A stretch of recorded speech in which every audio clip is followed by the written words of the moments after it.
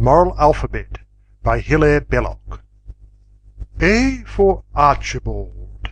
A stands for Archibald, who told no lies, and got this lovely volume for a prize. The upper school had combed and oiled their hair, and all the parents of the boys were there. In words that ring like thunder through the hall, draw tears from some and loud applause from all, the pedagogue, with pardonable joy, bestows the gift upon the radiant boy. "Accept the noblest work produced as yet," says he, "upon the English alphabet. Next term I shall examine you to find if you have read it thoroughly, so mind." And while the boys and parents cheered so loud that out of doors a large and anxious crowd had gathered and was blocking up the street, the admirable child resumed his seat. Moral: learn from this justly irritating youth to brush your hair and teeth and tell the truth. B for Bear. B stands for Bear. When bears are seen approaching in the distance, make up your mind at once between retreat and armed resistance. A gentleman remained to fight, with what result for him? The bear, with ill-concealed delight, devoured him limb by limb. Another person turned and ran. He ran extremely hard. The bear was faster than the man, and beat him by a yard. Moral: decisive action in the hour of need denotes the hero, but does not succeed.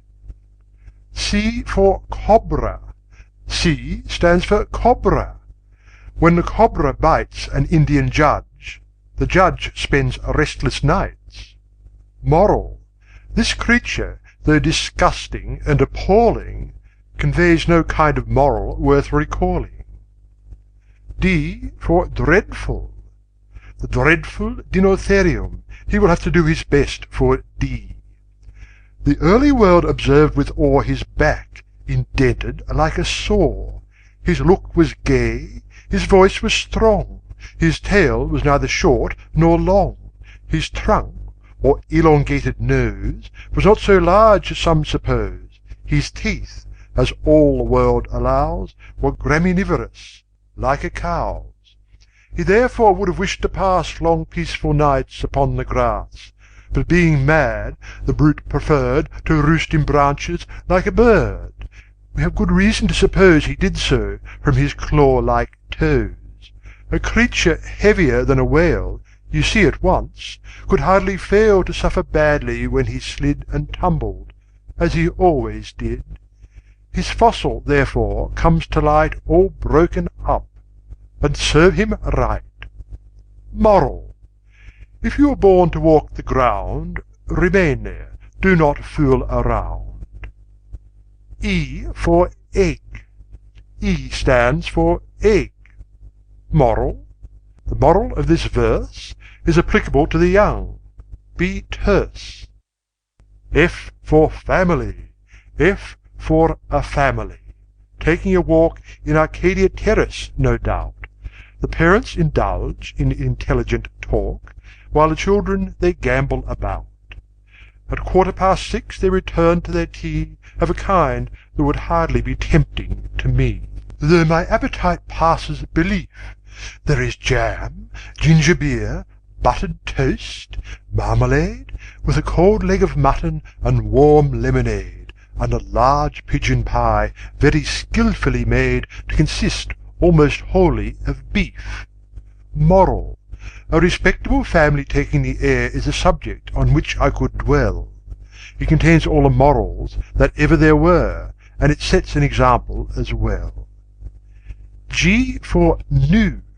G stands for Gnu, whose weapons of defence are long, sharp, curling horns and common sense. To these he adds a name so short and strong that even hardy boors pronounce it wrong. How often on a bright autumnal day the pious people of Pretoria say, "Come, let us hunt the—" Then no more is heard but sounds of strong men struggling with a word.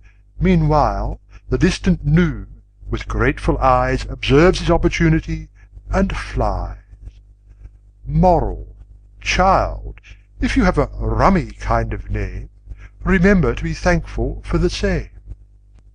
H for horseman. H was a horseman who rode to the meet and talked of the pads of the fox as his feet, an error which furnished subscribers with grounds for refusing to make him a master of hounds.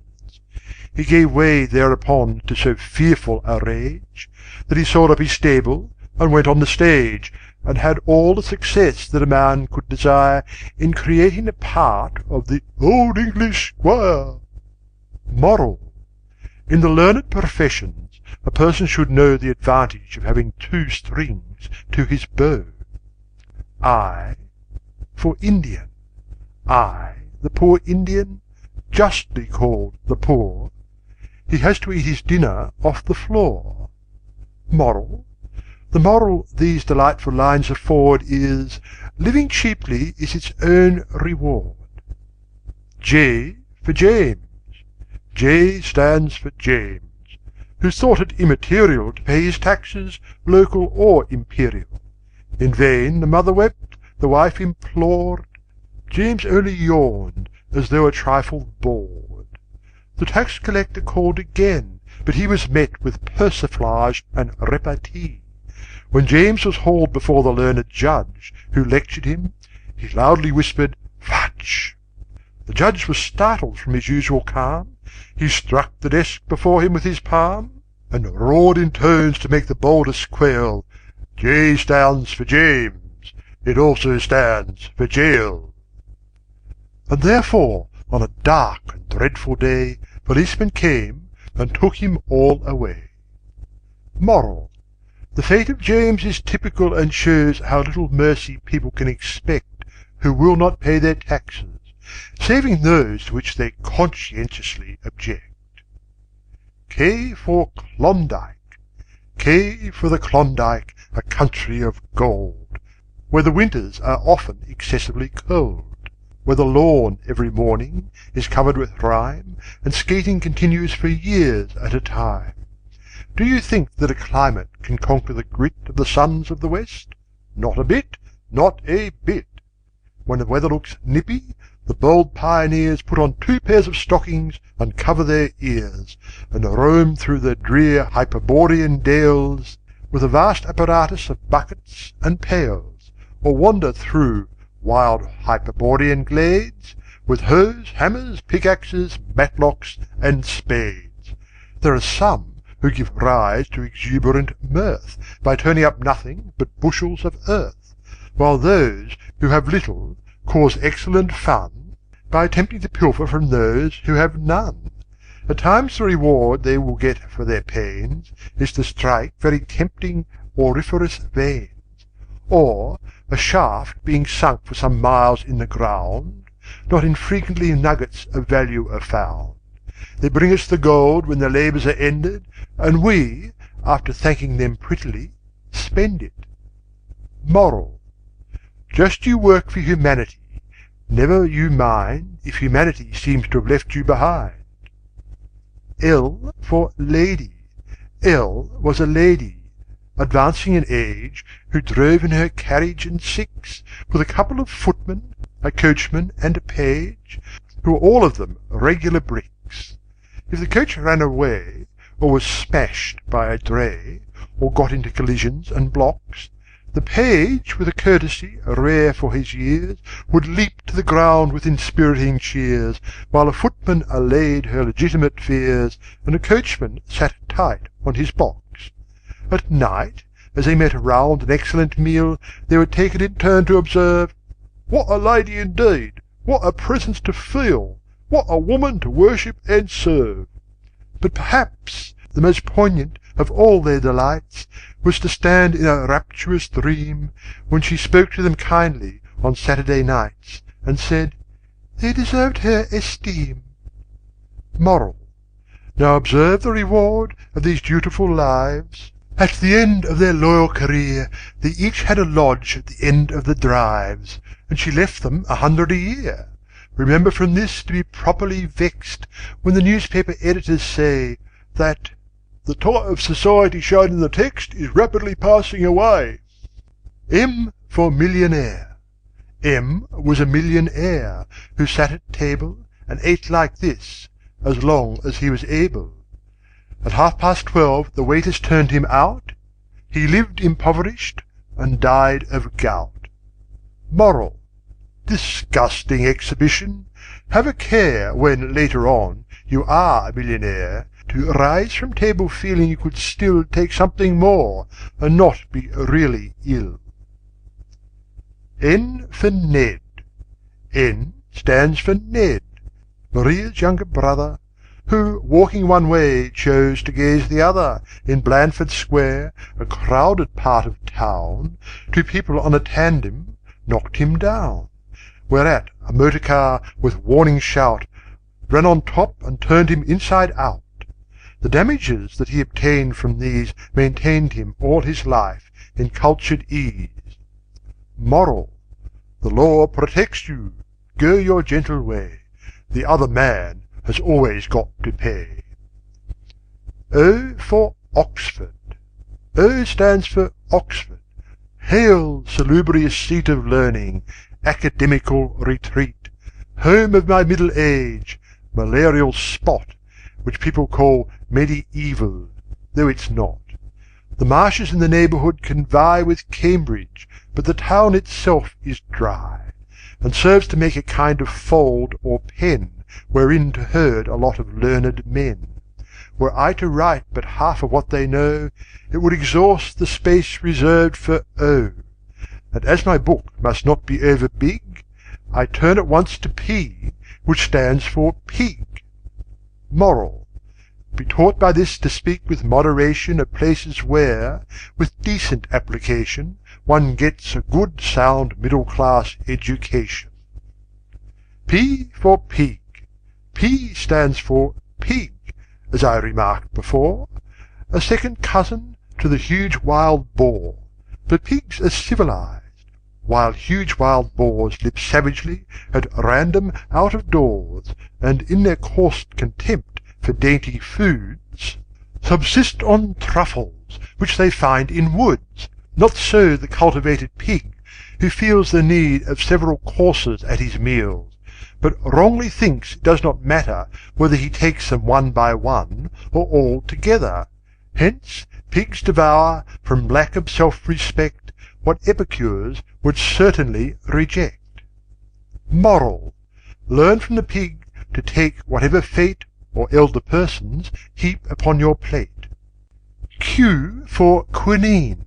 Q for quinine, which children take with jam and little bits of cake. Moral: how idiotic! Can quinine replace cold baths and sound hygiene? R for reviewer. R, the reviewer. In reviewing my book, at which he had barely intended to look, but the very first lines upon A were enough to convince him the verses were excellent stuff, so he wrote without stopping for several days, in terms of extreme but well-merited praise. To quote but one passage, "No person," says he, "will be really content without purchasing 3, while a parent will send for a dozen or more, and strew them about on the nursery floor. The versification might call for some strictures, were it not for its singular wit, while the pictures, though handling of line is a little defective, make up amply in verve what they lack in perspective." Moral: the habit of constantly telling the truth will lend an additional lustre to youth. S for snail. S stands for snail, who, though he be the least, is not an uninstructive horned beast. His eyes are on his horns, and when you shout or tickle them, the horns go in and out. Had Providence seen proper to endow the furious unicorn or sober cow with such a gift, the one would never now appear so commonplace on coats of arms. And what a fortune for our failing farms, if circus managers, with wealth untold, would take the cows for half their weight in gold. Moral: Learn from the snail to take reproof with patience, and not put out your horns on all occasions. T for tourist. T for the genial tourist who resides in Peckham, where he writes Italian guides. Moral: learn from this information not to cavil at slight mistakes in books on foreign travel. U is for upas tree. U for the upas tree that casts a blight on those that pull their sister's hair unto fight. But oh, the good, they wander undismayed, and, as the subtle artist has portrayed, dispend the golden hours at play beneath its shade. A friend of mine, a botanist, believes that good can even browse upon its leaves. I doubt it. Moral: dear reader, if you chance to catch a sight of upas trees, betake yourself to flight. V for volunteer. V for the unobtrusive volunteer who fills the armies of the world with fear. Moral: seek with the volunteer to put aside the empty pomp of military pride. W for water beetle. My little victim, let me trouble you to fix your active mind on W. The water beetle here shall teach a sermon far beyond your reach. He flabbergasts the human race by gliding on the water's face with ease, celerity, and grace. But if he ever stopped to think of how he did it, he would sink. Moral: don't ask questions. X for nothing. No reasonable little child expects a grown-up man to make a rhyme on X. Moral: these verses teach a clever child to find excuse for doing all that he's inclined. Y for youth. Y stands for youth. It would have stood for yak, but that I wrote about him 2 years back. Youth is the pleasant springtime of our days, as Dante so mellifluously says, who always speaks of youth with proper praise. You have not got to youth, but when you do, you'll find what he and I have said is true. Moral: youth's excellence should teach the modern wit first to be young, and then to boast of it. Z for zebu. Z for this zebu, who, like all zebus, is held divine by scrupulous Hindus. Von Kettner writes zebu, Wurst, zebu. I split the difference and use the two. Moral: idolatry, as you are well aware, is highly reprehensible. But there, we needn't bother. When we get to Z, our interest in the alphabet is dead. End of A Moral Alphabet by Hilaire Belloc.